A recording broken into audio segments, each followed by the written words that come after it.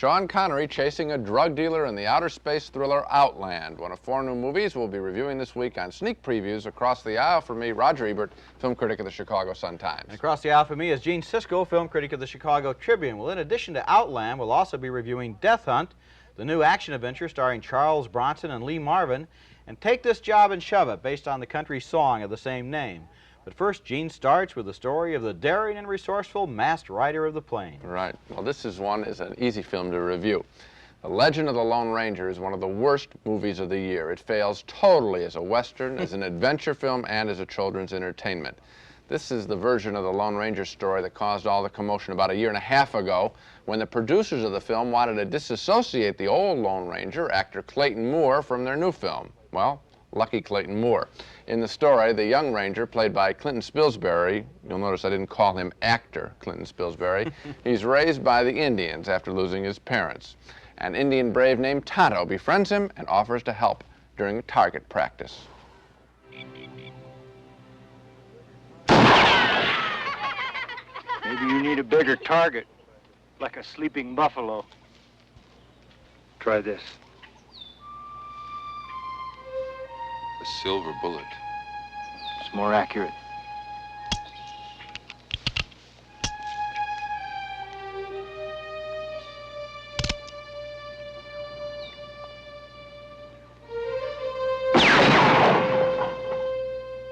Tribal chiefs first use silver on their arrows. Makes them fly longer and straighter. Silver is pure. It's been a symbol of justice and purity since the year of the sun.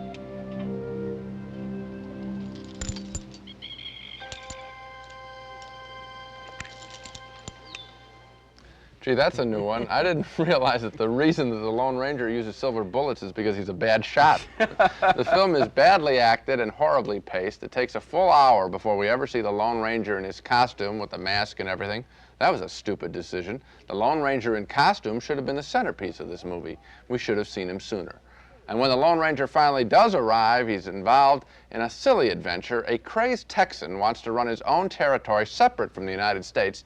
To get what he wants, he kidnaps President Ulysses Grant, played by Jason Robards, but to the rescue, the Lone Ranger and Tonto.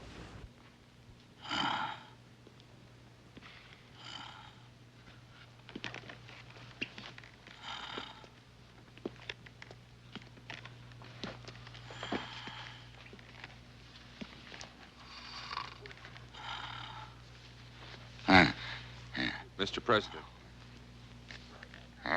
Excuse me, sir. Christ, no. We're here to help. You don't look like someone that could help me, and neither does he. Here's a gun. Trust us, sir. We're gonna get you out of here.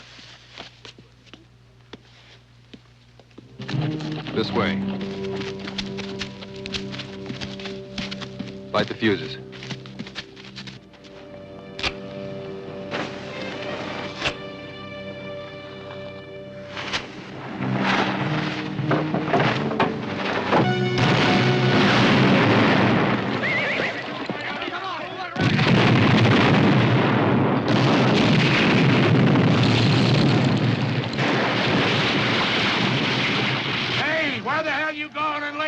You're safer here, Mr. President. Yeah, but I can help you. I've been in a few battles myself, son. Now you're a president, so keep your head down.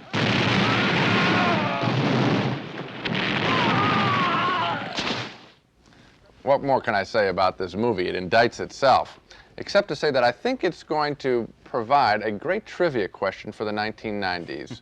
Not who was that masked man, but who played him? The answer, Clinton Spilsbury. You know, while I was watching this movie, at first I thought, gee, maybe the problem is that I've grown up. I'm not a kid anymore. Then I realized the problem was the filmmakers had grown up and they weren't kids anymore. And they took this material and they tried to dignify it for the first hour with this great, the origins of the Lone Ranger. And all of this tremendous dignity and this solemnity and so forth. It's like the beginning of Superman, before Superman really took off. But here, it's an hour of all of this stuff, and then when they finally get to the Lone Ranger and they play the William Tell overture and everybody cheers, then we get a character who is nothing like the guy that we liked on radio and television. Right. The real Lone Ranger hated violence, and this guy, here he is setting off dynamite. Yeah. Blowing people up, pulling out that's a shooting very good people all point. the I time. think that parents, the film isn't going to play very long, let's No, face it, I it's don't think bombing so. all over Right. the country. But I think that parents will really be disappointed, as will their children, because I think this is a film that a lot of kids were looking forward to, and it really is quite violent, needlessly so. As you point out, that wasn't the character of the Lone Ranger. Also, I still can't get over the stupidity of the decision to make it 1 hour before the William Tell overture, and we see this guy ride off. Before the Lone Ranger gets involved.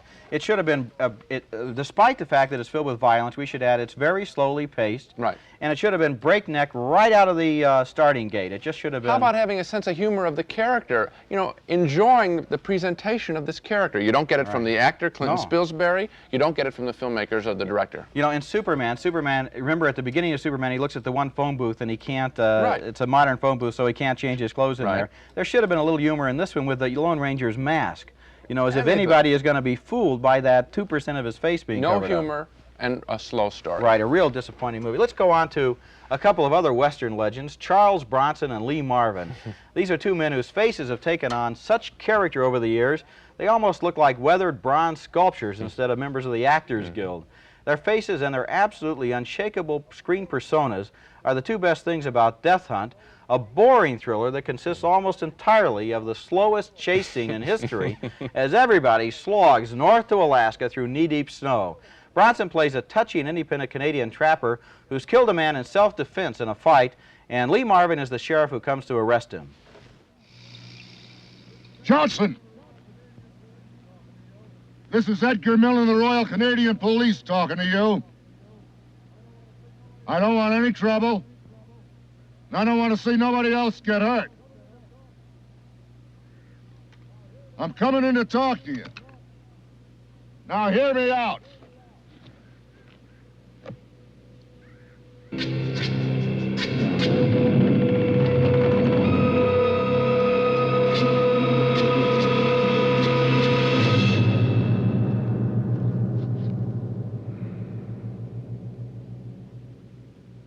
I have a bunch of savages out here just aching to splatter you all over the place. They don't want your side told. Now, if you don't come in with me, that's all the excuse they'll need.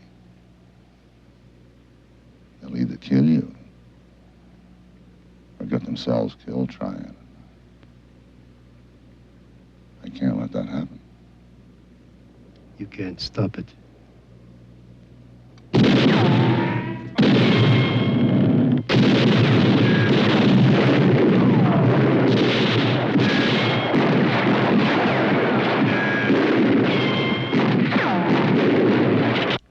Well, Bronson is known as a man of few words on the screen, but I think this movie sets a record. Right there in that scene, you literally heard about half of Bronson's total dialogue in the whole movie, and almost everything else he has to say, he says to his dog. He spends the rest of the film running and shooting and jumping across raging torrents. Bronson somehow survives that last shootout. He straps on his snowshoes and he tries to escape to the north. Marvin leads the posse that chases him, and the whole movie is just that chase. The real conflict is between Bronson, who wants to be let alone, and Lee Marvin, who knows it's his duty to capture Bronson, but still secretly he thinks to himself, well, I'd do the same thing if I were in his snowshoes. I admire both of them in this movie. I enjoyed the texture of the Marvin and Bronson performances, and I appreciated the way they held their own, even in a movie that, unfortunately, is as tired and unsurprising as this one. Just once, recent years, I think, Bronson and Marvin deserve a better script. I agree with you, absolutely. Bronson and Marvin are kind of interesting. I wish the whole movie had been about just them, but this movie is saddled with a whole bunch of supporting characters. They get an awful lot of screen time, which I think wrecks the story. Plus, as you say, the chase is so drawn out. The premise is sort of stupid, I really think. Bronson is accused of murdering a guy, but he did it obviously in self-defense, and we see that. It's not off camera. We see that Bronson was right, okay? And everybody else sees it too. And Marvin knows it's right too. So I question Marvin's motivation. He's sort of just going along. But then you got all these creeps that are going after him, the guys that actually start shooting him in that scene. And well, it's an open and shut case. We don't care about this story. Bronson's character is perfectly legitimate. Bronson's best characters have been like in Death Wish, where he has a cause. Mr. Majestic, he's a farm laborer being abused. He has a cause. This isn't a cause. He's being picked on by idiots. He's the avenger instead of the guy who's running away. Well, he's just being Another picked on thing by I didn't idiots. like about the movie, I think you're right, if they had just simplified it to Bronson and Marvin and had this simple chase, could have taken on a kind of grandeur. But as a matter of fact, they clutter it up with all of these supporting performances. Angie Dickinson is Marvin's girlfriend for a while, then she disappears from the movie. Andy Stevens comes in as a Mountie. He has no function. Then the guy comes in the biplane. He's going to shoot down Charles Bronson from the air.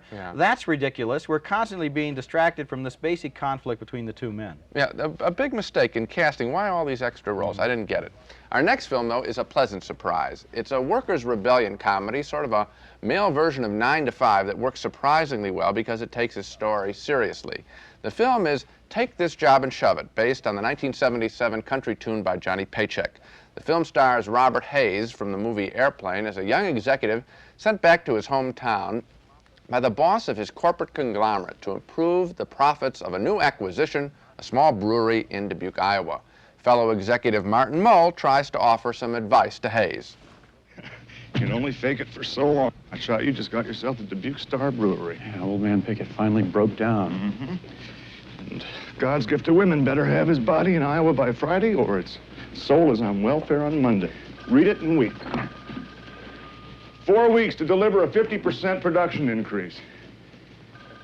Look, Dubuque is my hometown. I can't go back there like some corporate hatchet man and make over that brewery in 4 weeks. The old man is building generals, not buck privates. This is a test, my fair-haired wonder boy. I've done a hell of a job for this company. Why am I being dumped on? Dumped on? This is the biggie. I like that scene a lot. It's sort of surprising. The two men walking into their offices, sort of trapped into their offices, Robert Hayes looking uncomfortable in his suit. That's not the kind of strong scene you expect to see in a summertime movie. The best part of the movie is that the script, I think, cares enough about Robert Hayes' character to make him really squirm in trying to decide the priorities of his life. To whom does he owe his allegiance? To his hometown brewery buddies, or to the corporate carrot, a bigger job, a bigger salary, which his boss is dangling in front of his nose? The issue comes to a head after Hayes is at the new brewery. He's increased production dramatically, and that pleases the conglomerate's boss, who has now turned around and is about to resell the brewery to a wealthy Texan. Hayes has been used, and that explains why his foul-mouthed anger confronts the Texan, Charlie Rich, when he comes to tour the brewery. $1,800 an hour. Yeah. Hey, brother boy, you want to get it up to 2,000? We got the guys here that can do it.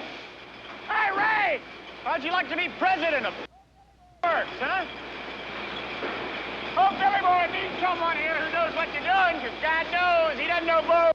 Brewing. Frank, I think Frank's had a few of them already himself. Can I talk to you for a second, Frank? It's kind of important. Hey, don't go away, Billy boy. Frank. Be right back. Frankie, you want to spend the rest of your life in a trailer? Well, I don't. I don't know whether you've lost your mind completely. Hey, 3,000. Let's get it up to 2,500. Come on, we can do it. What the hell is he talking about? Hey, you.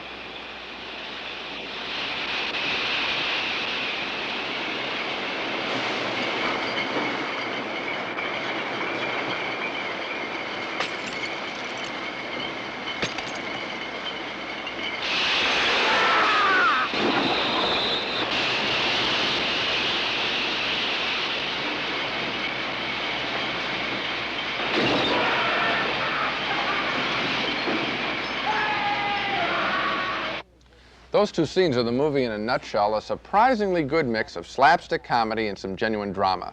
Take This Job and Shove It is not a great movie, but it is an unexpected delight among summertime films. It's a lot better than it has to be, and by that I mean A summertime comedy about workers' rebellion could be just beer bottles being broken. This movie, I thought, had a character at the center that was a really interesting guy. Well, I don't agree with you. I didn't think it was very good. I suppose it should get points as the first left-wing exploitation, good old boy populist movie, but the fact is, I couldn't think they could decide what they wanted to do.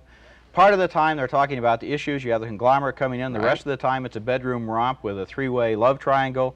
Then it's kind of National Lampoon's brewery house or something with everybody pouring beer on each other and spraying each other with hoses. You didn't...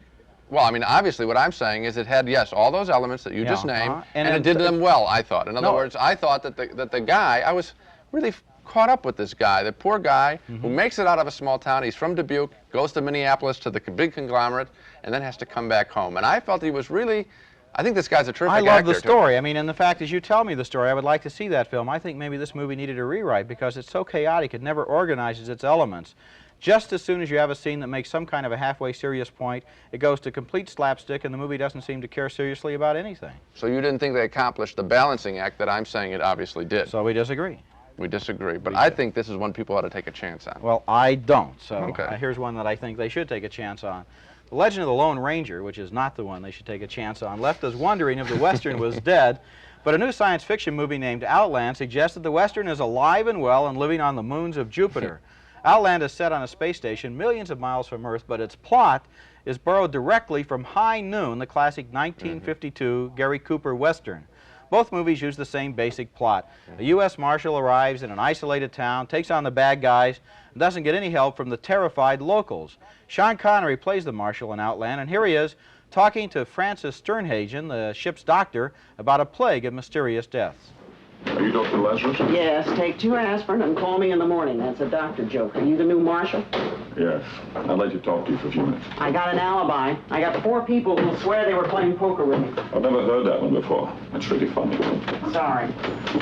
Yesterday, a man deliberately went into the atmosphere without his pressure suit. Yes. A couple of days before that, another man cut his suit open on purpose. It happens here. How often? I don't know. It just happens here. Why? I'm not a psychiatrist. I can't tell you why. Some people just can't take it here after a while. Did you do autopsies? No. Why not? In the first place, the company wanted the bodies shipped out quickly. In the second place, when a person exposes himself to zero-pressure atmosphere, there isn't a whole lot left to inspect. In the third place, you're becoming a nuisance. Yes, I know. I would like a report of all of these incidents that have happened during the past 6 months. I'd like it really soon, or I might just kick your nasty ass all over this room. That's a Marshall joke.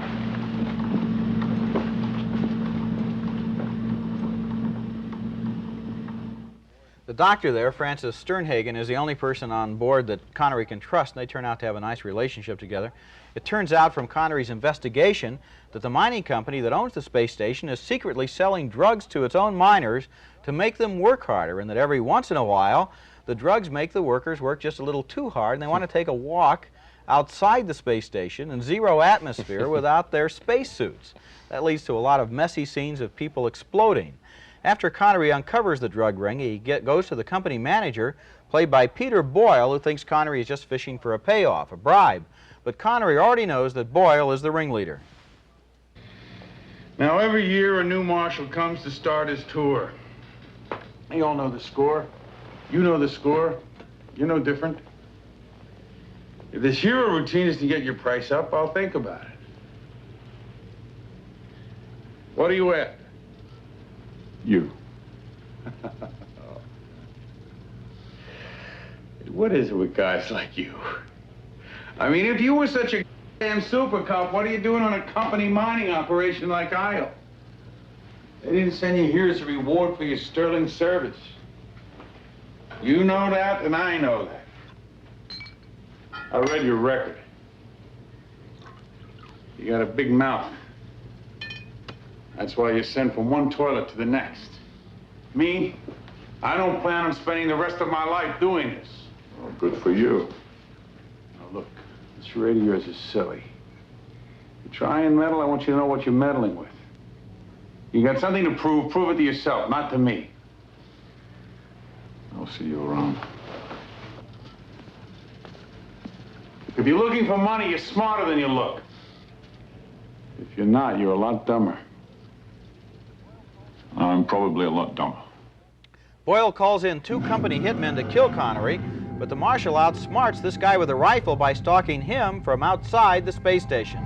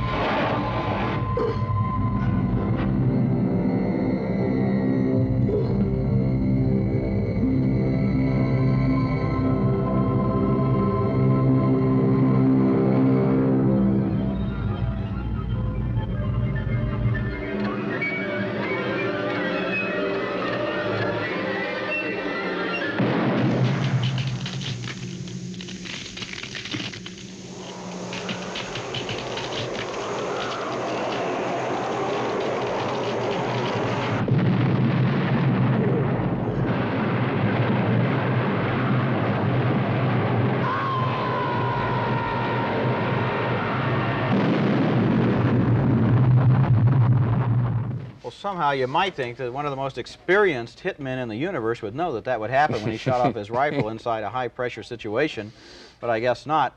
If you remember High Noon, you might recognize that scene, or it might ring a bell for you, the marshal and the out-of-town hitman stalking each other. And Outland also uses another famous gimmick from High Noon, where you see the town clock ticking away the time before the train arrives with the killer on board. Well, in this case, the space station clock measures the time until the space shuttle arrives with the hired killers on board. Outland has got some good special effects and a spectacular chase scene, but the best thing about it, I thought, was the performance by Sean Connery. He makes an interesting hero. He's tough and stubborn, but he's also complicated and very world-weary, a hero we can identify with. I agree with you. He's the best thing in the movie. He's the only good thing in this movie. As much as you didn't, I'll tell you what's wrong. Well, first of all, the hitmen. The villains here, you got a thriller, a good guy, Connery, and the villains. The villains stink in this picture. They're real dumb, yeah. Very dumb. And as a result, there really isn't much of a sense of combat. Not only does he do the thing that you just mentioned, also, what about shooting at a shape that doesn't look like a human body at all? How about this? The 2 guys get off the space shuttle to come and kill Connery. They take out their rifles immediately and fix them up on the ground so they can easily be identified through a camera. That's stupid. Peter Boyle, the other bad guy in the film, he can get taken out with 1 punch, we learn. If he can get taken out with 1 punch, I think we sort of feel let down at the end of this picture. Well, now, in other words, you're telling me this film is not credible? At all. This is a science fiction thriller set on the moons of Jupiter. It's a remake of a Western, and you're telling me that it wasn't convincing. I don't think it's supposed to be convincing. Well, let me ask you this. It's supposed to be pure escapist space opera, and on that level, I think it works very well, plus the bonus of the fact that it has a good character in it. Okay, then let me ask you a question. Why did you take the time to point out the flaw if it didn't bother you? Because when flaws like that happen in films like this, they amuse me. I like the fact that dumb guys come in and do stupid things. These killers are stupid in every scene that they're in. That's kind of amusing. You don't like smart killers? I like smart killers in another movie. I think this movie is a lot more entertaining than Take This Job and Shove It, which you've already said you recommend. I do. Okay. I like it much better than this. I think this film would have been much tougher, just like High Noon, if the killers were not dumbos. I don't think this is intended to be a comedy at all. Okay. I think this was intended to be a serious film. I didn't say it was a comedy. I said I was amused by the fact that they were behaving in this way. It's part of the fun. I wasn't amused at all. This should have been a straight, serious thriller. I think they wanted to go after something like Alien. I don't think they even came close. Well, here come a couple of movies that we can probably both agree don't even come close. Here's Spot the Wonder Dog leaping into the balcony, reminding us it's time for the Dogs of the Week, the week's worst movies. Well, my dog this week is The Fan, the story of a crazed fan who has fixated his love and hatred on a film and Broadway star played by Lauren Bacall. This is no cheapy production, but the story is as low rent as you can get. The movie simply presents this fan stalking Bacall for an hour and a half. When he can't get to her, he starts cutting up those people close to her. We see standard mad slasher attacks in bloody detail. This film is a dog because it's not about fans or stars. It's about knife attacks. You pay $4, you get to see Lauren Bacall squirm. It's a crude, exploitive film that is particularly disturbing because now big name stars apparently are getting into the mad slasher movie parade. Awful. Well, my dog this week is another artless and disgusting mad slasher movie named The Burning. I don't know if the people who made The Burning know the people who made Friday the 13th Part 2, but they ought to get together. They could save a lot of money on scripts, because both of these movies tell almost exactly the same story. A bunch of kids go to summer camp and hear legends about the abandoned camp on the other side of the lake. Years ago, so they say, a man was killed over there in a tragic accident, but they say he never died. His body was never discovered. He still lurks in the woods, ready to pounce on unsuspecting teenage campers. In Friday the 13th Part 2, the avenging monster was almost drowned. In The Burning, he was almost burned to death. That's the only important plot difference between these two movies, which are otherwise just a series of shots of screaming teenagers being hacked to pieces. If I see one more teenager cut up in the movies this summer, and I'm afraid that I will, I'm going to start thinking of the beach party movies as masterpieces. You know, here we go again, and it's really disturbing, particularly the fan for me, because, you know, it's one thing when you see these cheapy tax-sheltered deals with no stars and people just trying to break into the movies any way they can so they take a horror film. But in the fan, Maureen Stapleton, one of the great American actresses on film or on stage, gets sliced in the head twice. Lauren Bacall is held at knife point. What's that all about? I tell you, it's really becoming a rotten time at the movies for us. It's sick, but you know, it's funny, the teenage audiences for these films probably don't know who Lauren Bacall and Maureen Stapleton are. They'll go to The Burning just as easily as to The Fan, as long as they see the TV ads of axes and hatchets and knives and scissors and so forth. We must have seen 25 or 30 of these movies each by now, and I'm getting totally sick of them. I hope eventually we're going to get to the end of this cycle. It won't run out this summer, though, because the summertime is when they really come on in force. We still have some more of these already in the can. Yeah. Okay, let's recap our reactions to the main movies on this show. Roger and I agree that The Legend of the Lone Ranger is a total waste of time. A bad Western and a bad children's film, needlessly violent. 2 strong no votes from us. Neither one of us can recommend you see it. 2 no votes also for Death Hunt, a deadly dull adventure film with Charles Bronson being chased all over Canada. Bronson and Marvin are just fine in this movie, but the bad guys and all the supporting characters are just ridiculous caricatures. We split on Take This Job and Shove It, the brewery workers' revolt movie. Roger thought this was a slow-paced, witless failure. He says no. I thought it was much, much better than that, especially Robert Hayes, who's excellent in the film. I say yes. And we also split on Outland, you may recall, the space adventure film, High Noon in a spacesuit with Sean Connery. Roger enjoyed the adventure in Sean Connery. He says yes. I like Connery too, but I thought the bad guys were laughable. I vote no. Well, so much for this week. Next time on Sneak Previews, we'll take a look at Cheech and Chong's Nice Dreams, the new sex and drugs comedy. I Sent a Letter to My Love with Simone Signoret as a woman who carries on a secret romance with her brother, and History of the World Part 1, the new musical comedy by Mel Brooks. Until then, we'll see you at the movies.